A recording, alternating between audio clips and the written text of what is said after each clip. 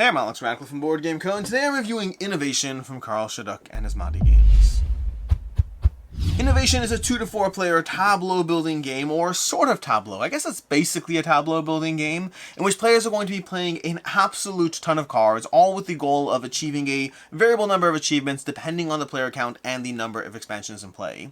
This is going to be one of my 12 by 12 reviews, which effectively means I've played the game at least 12 times, but more importantly, I've played the game in all reasonable configurations. I've played all the expansions, I've played all the player counts, I've had a whole lot of innovation under my belt as a game that has been in my collection for a very long time. Then I had the original small box innovation from Asmadi Games, I had the yellow version, and then I've gone back to this Innovation Deluxe Edition. As of right now, when you're watching this video, it depends on when you're watching this video, they actually currently have another Innovation reprint over on BackKit. I'll throw a link to that down below, or if you're watching this in the far off distant future, maybe you can late pledge, or maybe it's available in retail, or maybe it's not really relevant, and this is just a review of Innovation and the 17th edition that is currently available in the year 2073. Speaking of the year 2073, in Innovation you are making your way through history. You're going through these different periods of time: prehistory, classical, medieval, Renaissance, exploration, enlightenment, romance, modern, postmodern, and then information, going through all these ages in the base game of Innovation. And I'm going to be teaching you the base game of Innovation first, and then talking about what the various expansions add to the experience. But in this sequence of ages, effectively, you're going to start off with age 1 with prehistory, and the basic idea is you're going to have cards. You're going to, on your turn, you're going to take different actions, the most basic action of which is drawing a card and adding that card to your hand, at which point it may possibly be added to your tableau as you play that card. And so we have a card here, and maybe for my second action I go ahead and draw another card. Boom, I got 2 cards. Let's pretend we're playing a basic 2-player game with no other expansions in play, which means we're trying to get to 6 achievements. 6 achievements is how you win. These are the 6 achievements, as are these achievements over here. So you have a total possible 15 achievements in play for the 2 players to fight over in a basic 2-player base game. From there, let's get to the other player takes their turn, goes back to my turn. Let's talk about the second action, because the second action, now that we have 2 cards in my hand, not now that we have 2 cards, I could have done this with 1 card in my hand, but at any point if you have cards in your hand, you can meld those cards. So I can take these cards over here, and I can meld a new card to my board. I can either add purple to my board. In fact, let's go ahead and take 2 meld actions. I'll take a basic meld action over here, and then I'll take another meld action with blue, but when you take a meld action with a color you already have on your board, you're going to put that color on top of your board like so. It now covers up that card, and you're like, that other card is gone, that's terrible. Not entirely, we'll get back to that.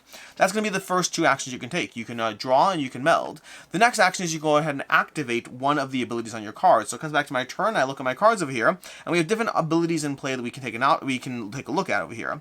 We have Masonry, where you can meld any number of cards from your hand, each with a castle. So for example, on my last turn, I could have actually been more efficient with my actions by taking this Masonry action. Since they both have castles on them, I could have done these 2 cards over here, placing both these cards into play. So that could have been something I had done on my last turn. But let's pretend that I'm actually going to be more efficient, because let's actually pretend I'm trying to win here, because the last part says if you melded 4 or more cards this way, claim the monument achievement. So on my first turn, I go ahead and draw 2 cards. On my second turn, I draw 2 more cards. I got another castle over here, and I have another castle over here. It comes back to me over here, and on my next turn, I go ahead and take the Masonry action, and I meld all 4 of these cards to my board, placing a new red stack, creating a purple stack where the order will matter, because whichever card I want is on top, and we're going to go ahead and place those out, and then also placing the blue card. And because I melded 4 cards in a single action, as Masonry says, I get to take the monument achievement, and already I have one of the 6 achievements I need to be able to win. We also do have these little player boards over here where you can tuck various achievements or score piles. Right now, the way I have set things up, I'm not worried about that at the moment, but they do have places for you to tuck your scorecards and your achievements, and scoring cards and achievements are 2 different things. We're going to talk about that. So there we go. We have 2 actions over here. We've now done 3 actions. We've done melding, we've done drawing, and we have done an actual dogma. Dogma going to be the abilities on those cards.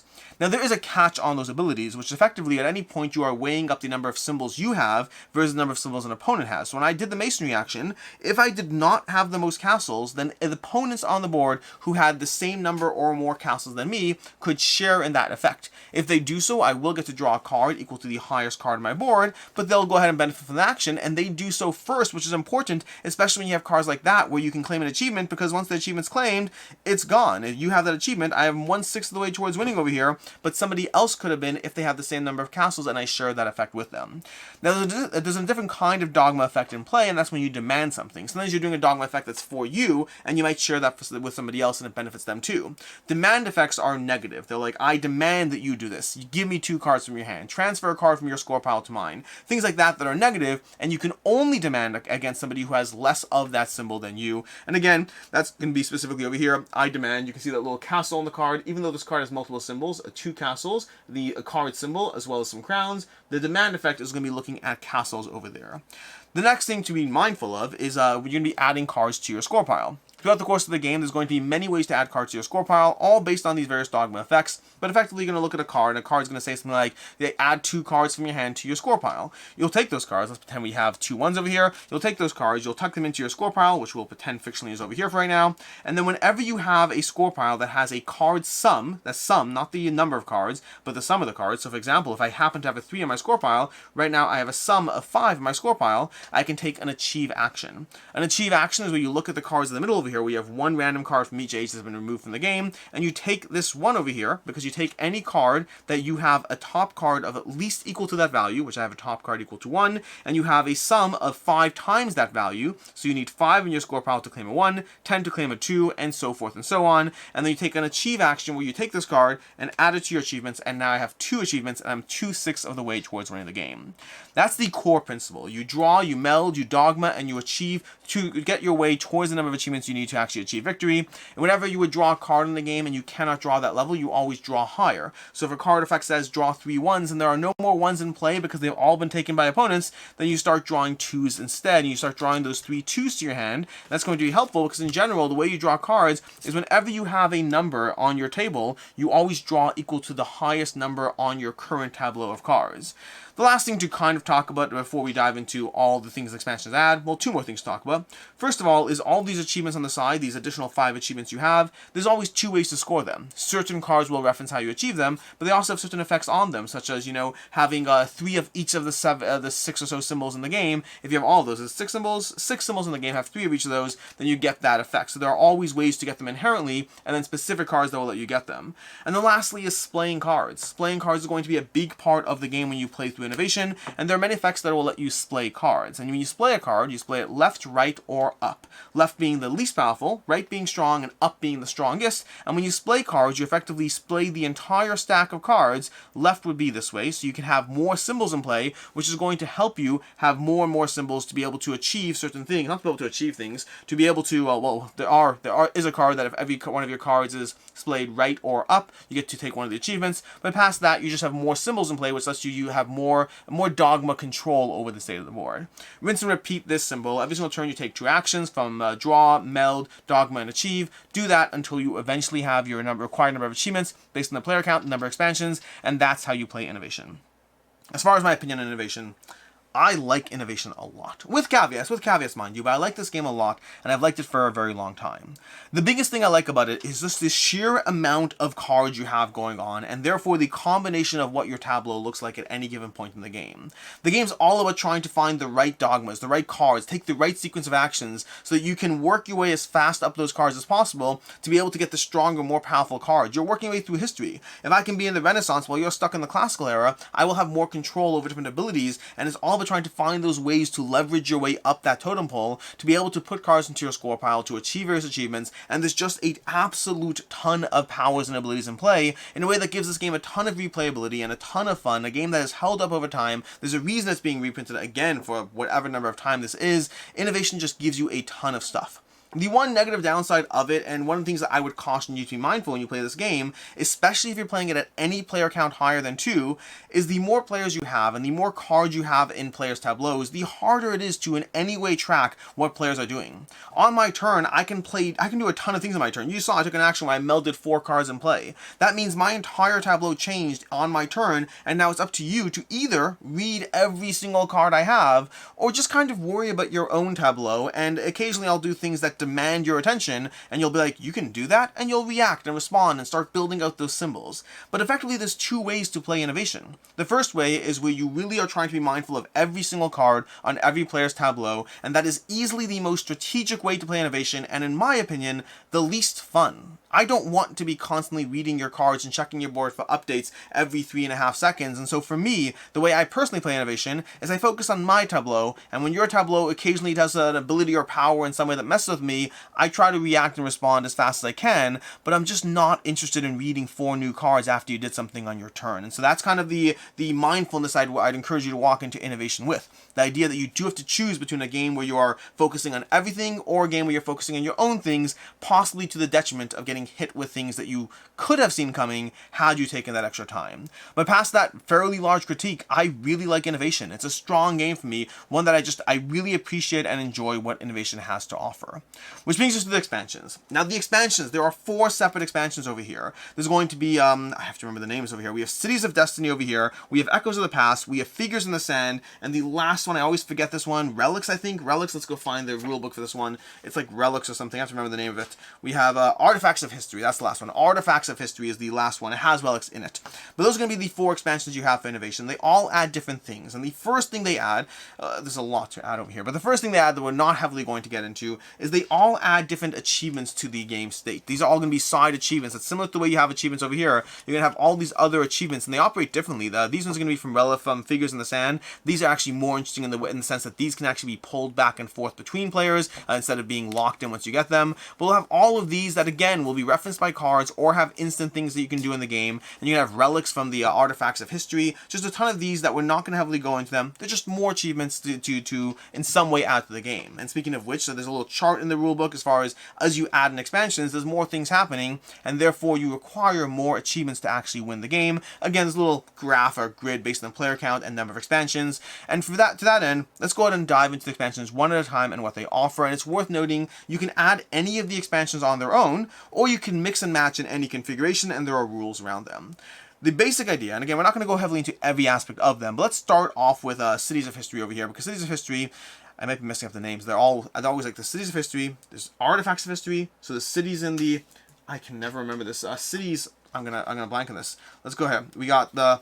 Let's just go through this over here. We have over here. We have the Cities of Destiny. Cities of Destiny, Artifacts of History, Echoes of the Past, or Figures in the Sand. I knew it sounded a drop wrong, but Cities of Destiny is going to be one of the simplest expansions to integrate. The first thing to know about expansions is that when you have the expansions, the way you're going to set up this grid is very different, and players will do their own different things. You'll have players who decide to, put out more cards in a cascading, a further semicircle out, cascading around the board. You'll have players that interlay different stacks of cards, rotating the different, orientation. And there's all different ways you can try to order this. It does get messy fairly quickly the more expansions you add, and you can see if you have all these stacks over here, it's going to potentially get crazy. That's one of the downsides of adding expansions to this game, is you have to figure out what your table space solution is going to look like, or it will get absolutely crazy very quickly. Also an option on the table is this, while one of the prettier ways to orchestrate a layout innovation, you could just do rows of cards if you're adding expansions, which is generally what I tend to do. I tend to do crisscross stacks of rows of cards.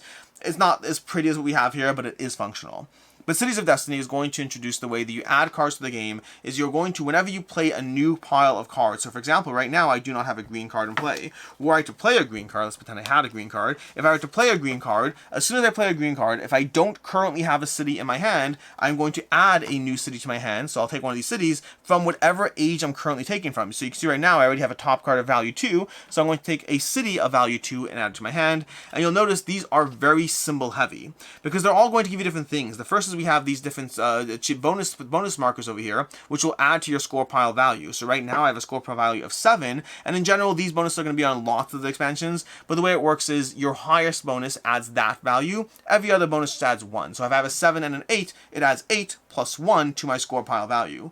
Additionally, there's going to be different benefits on these cards. Some of these cards will let you splay things on their own. You'll have little arrows to splay things out. Some of them will let you draw certain symbols. Some of them are going to let you draw a card from value 1 higher than your current highest card. They're all going to do different things, but the way you add those cities is either by playing a new card, a new color of a card that you don't currently have on your board, or alternatively, when you splay cards in a new direction that they aren't currently in. So if I splay my blue cards left, if I splay my blue cards left, I draw a card. If I splay my left stacked blue card up instead, I draw a card. So that's how you're going to add cities to the game, which means inherently, you're going to be introduced to the various cities at a slower pace than you are introduced to the base game expansion, to the base game cards, because you're only getting them in certain situations, as opposed to the base game cards you can always have.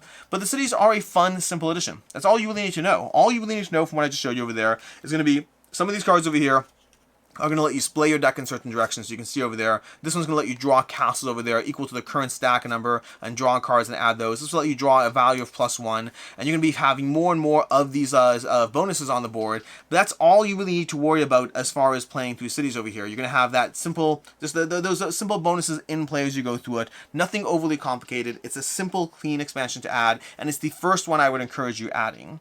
The biggest downside of cities, and the only downside to me, is the fact that you do have to be mindful of that table space aspect that you have with any of the expansion of innovation. But past that, it adds some new achievement, it adds some simple basic card play. It is the least overwhelming, and it's an easy way to dive into the expansions within innovation and see what they have to offer. I generally will almost always play with cities. It's easy to play with, it's easy to add, it's not overbearing as far as what the game does, and it does give you a different degree of decision, of agency as far as what you do and how you pace things out. Those cards can be good, but if you have one in your hand already, you won't draw another one. So maybe I specifically play that card, which plays a new card out, which allows me to draw a new city, which allows me to play that city and draw a card of one value higher, and I can work my way towards those higher value cards, which is a big deal in innovation. And so it just gives you these small little additional push points to the game that I really strongly appreciate.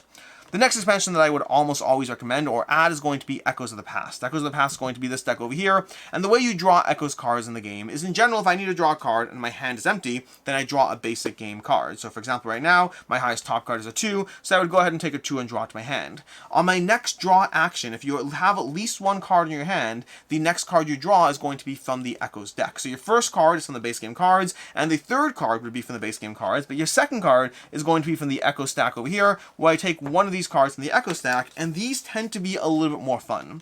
This is where my bias is going to show through. Bias might be the wrong terminology, but I tend to think that the Echoes cards are better. I'm not confident they are, and it could just be that I've played innovation so much that the base cards are all things I recognize whenever I play innovations, versus the Echoes cards will still surprise me with fun new abilities. So I'm not really confident if they're better or if they're just new and interesting and different, and so it's like, ooh, I can do that cool thing that I haven't seen because I don't get to see you as much. And as much as I do like the Cities of Destinies cards, because they're all symbols and no dogma actions, they kind of blur together. They're good, they're awesome, I like them, but they do blur together to an extent. Versus Echoes of the Past will give you that additional card draw, and it introduces a new way to see new stuff in innovation. It's a great way to mix up the game experience, and it works well on its own, but it also works well with Cities of Destiny, although the first thing it's worth noting is the more expansions you add at once, the more overwhelming the experience will be.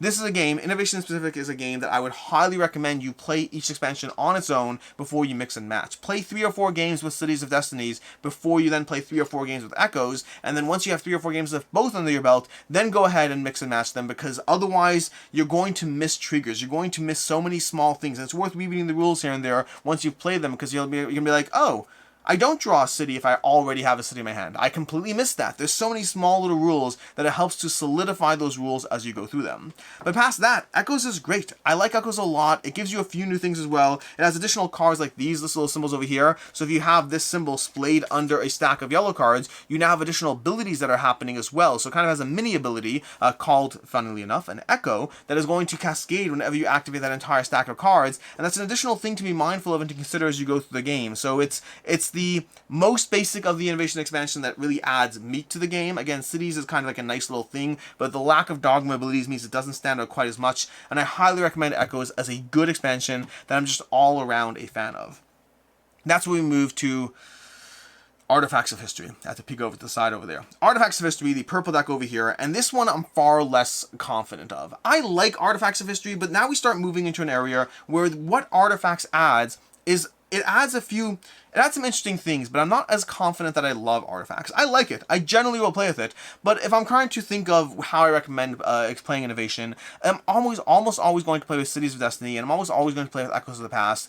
Very often I'll give Fingers in the Sand to the mix, because I like how Fingers in the Sand has some ways that it integrates. We'll talk about that soon. But Artifacts of History is the one where I'm less certain that I like the extra maintenance relative to what it adds. The most interesting it adds is the fact that you never draw these cards to your hand. These cards over here, they instead enter your little artifact pool. On your player board, you're going to have a certain area where if you do certain things, you'll draw an artifact of the matching stack and put it into play, at which point you have the opportunity to trigger it as the first thing you do on your turn. You can trigger an artifact, you can return an artifact, or you can leave it there and pass. But you can only have one at a time, so it's effectively a secret hidden card that is going to at some point trigger and spring upon your opponent, where it can unleash its negative effects, but it's kind of just sitting there lying in wait. As far as how you get them in one of two ways. The first way is when you play a card of a matching number or lower onto a stack. So for example, right now, if I had a blue card over here, if I played this down into this stack over here, then I would go ahead and play a new artifact in play because of the fact that I played the same number or lower. When you play a higher number, you don't. When you play the same number or lower, you do. The other way is if you match the this little hexagon location. So for example, let's try to find a card that's relevant. If I played this card down onto here, even though it's a 2 and that's a 1, because it matches the same location of the action symbol, that's another way I'd place a little artifact into play into the pool. When I have this symbol over here, because they match in the same spot, I'd place an artifact in the pool, and I'd have that ability. Now with all expansions, you always draw from whatever your top card is. So similar to Echoes, you're really not going to see nearly as much of this deck, so it does have that nice effect that as you learn Echoes, as you start to get more familiar with things, if you really want to mix in new cards that's going to be thrown into the mix in different ways, Artifacts of History is going to give you the opportunity to have even a giant pool of cards that you really don't get to see a lot of them mixing into your pool and giving you the opportunity to have these little surprises you can spring upon your opponent. The tricky part is knowing when to activate those, and I do like it. I like that little aspect there, but I find that very often I'll leave a card there longer than I need to. I'll leave a card in the pool because I'm like, that can be useful down the road, and before you know it, I have 4s on my board, and I'm still have a 2 card down here that eventually I pass and move on from. So I think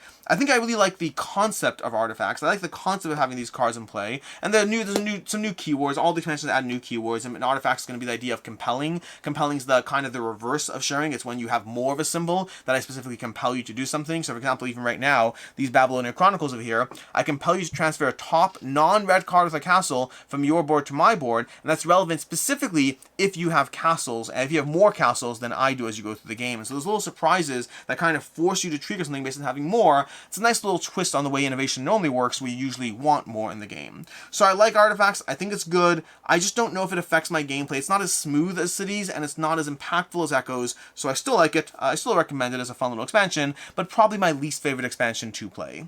Which brings us to Figures in the Sand, which is likely the most complicated just based on the amount of things it adds, but Figures in the Sand kind of adds card abilities to your tableau. Normally in innovation, you are looking at a card, you are activating your ability, and that's it. Versus Figures in the Sand is going to add a few different things. The first is you have these cards over here that they have when effects on them. So if you do this, when you do that, you can do this. They kind of give you ongoing abilities that don't require you to activate the actual card itself. You can see over here, as you look through this, there's not really the normal symbols on them. And so you have these things. If you would take a dogma action, you may issue a rival decree with any 2 figures, which I know you don't know what that means, but it's relevant to the expansion. You may issue an advancement decree with any 2 figures. So you have these kind of different things that change the way you interact with the game state just by existing. Now, to compensate for that, the game has this effect, I believe, called fading, if I recall correctly, where you can only ever have one top figures card in play. Otherwise, you have to score them, which gives its own little lending aspect to the game, which is very fun to go through, because if you have a figures card in play over here, and you have another figures card in play over here, well, first of all, you'll temporarily benefit from those cards, but at the end of your turn, you'll fade those cards,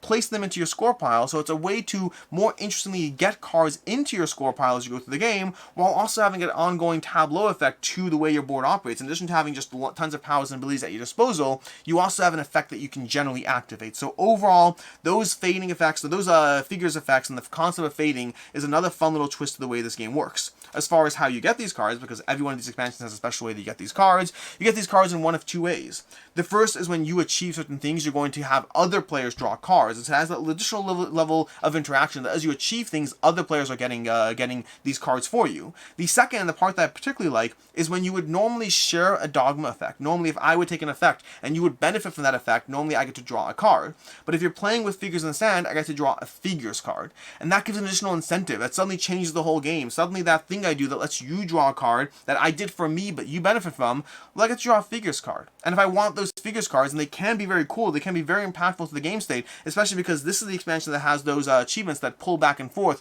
giving you abilities and also counting as achievement, but being pulled back and forth. They're not locked in play. And so I like the concept that Figures in the Sand forced me to re-examine the pros and cons of sharing a dogma effect as I go through the game. It has a lot more going on to it. Again, I'm kind of giving you the distilled versions and kind of ignoring some of the keywords. One thing we didn't talk about is you're going to have these little effects over here. I can't remember what they're called. They're like inspiration, I believe it's called. But effectively, this looks like an echo, but it's not really an echo, but you have the ability to inspire. So you have a few of these cards, you can trigger a stack of these, just triggering these, and then drawing a top card. So it's action called Inspire, but it's another fun way to activate these little abilities.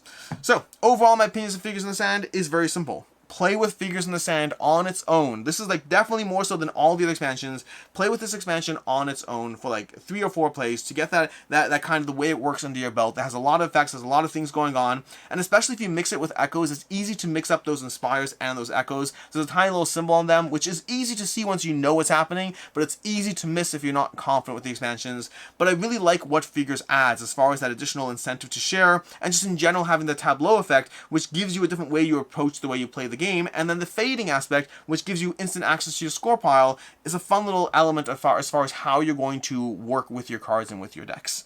And those are going to be the 4 expansions for Innovation. We have Cities of History, nope, I'm saying this wrong, Cities of Destiny, Echoes of the Past, we have Artifacts of History, and Figures in the Sand, all 4 of which are solid expansions that have different pros and cons. I like Cities because of how easy it is to add. I like Echoes because it is the most basic and impactful to the game. I like Figures in the Sand because it gives you an incentive to share your dogmas and having a tableau ability on your board. And I like Artifacts because of the idea of having a relic in play or an artifact in play that can then kind of be sprung upon your opponent, but it is my least favorite of the expansions.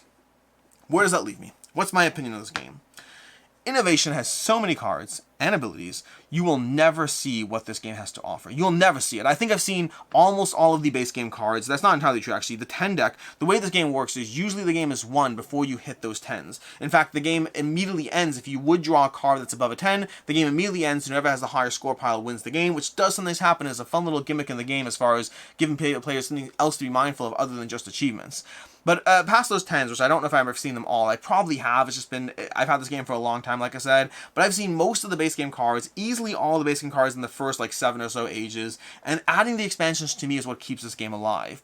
Every time I play Innovation, I'm playing with different configurations of expansions. I'm usually playing with most of them, but I often will mix and match different ones, and it will give me different cards and abilities and things that show up in play that constantly keep this game fresh. It's a game where I focus on my tableau, not yours, and whatever you do will hit me, and it is what it is. I like this game best at 2 players easily. It's good at 3, and I would very reluctantly be willing to play it at 4. There's just so much going on at 4 that it becomes a little bit of a slog. It really, to me, shines as a 2-player experience. There's also not a solo mode, which really speaks to the age of the game. This is a game that, and maybe they're adding one, I don't know if they are. This is an older game that was created at a time when solo modes were not like almost a given in games. And they're not a given, but they're in most games at this point. Innovation as a 2 to 4 player game. I wonder if they are adding a solo mode in this current reprint. I don't know. But overall, I really like Innovation, and more importantly, a game that works great on its own and is fantastic on its own. The expansions just continue to keep it interesting. They do all add to the table space and clutter, to the card management, to the card decluttering at the end of the game, so there are small cons to them, but I generally like what they add to the game experience enough that I will almost always be playing with multiple expansions, not necessarily all at once, but multiple expansions in play, to be able to see additional abilities and cards and manage different things and see different things pop up that continue to excite me about Innovation.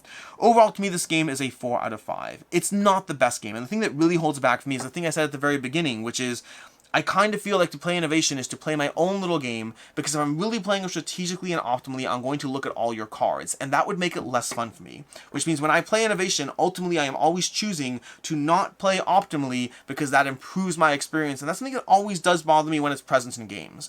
But I still like the game a lot. I've had multiple versions of the game, I've kept it for so many years, and I play it a lot, and I really enjoy it, and I highly recommend it. That's going to be my 12 by 12 review of Innovation with all of the expansions mixed in, all the current expansions. There may be a new expansion being added on this current campaign. I have no idea. We'll find out together.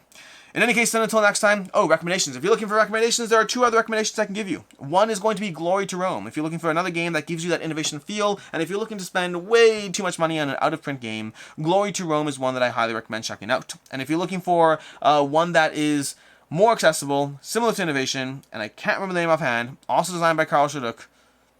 You know what? Forget that one. Let's take a different direction instead. Let's go with a different direction. I didn't prepare recommendations here. A different recommendation for a game system that is going to have a lot of card abilities and a lot of tableau and a very intricate area control game that is incredibly well designed, but kind of to me suffers from that same problem of either I have to look at everyone's cards or I just have to do my own thing. Is going to be Pax Pamir. Kind of if you took an Innovation card tableau kind of system and really just focused on the area control with tons of powers and abilities and tons of cards. Very different, but has a similar feel to me. Pax Pamir is going to be another game I recommend. In any case, then until next time, I'm Alex Radcliffe from Board Game Co. I hope you found this video helpful, and as always, I hope you have a good one.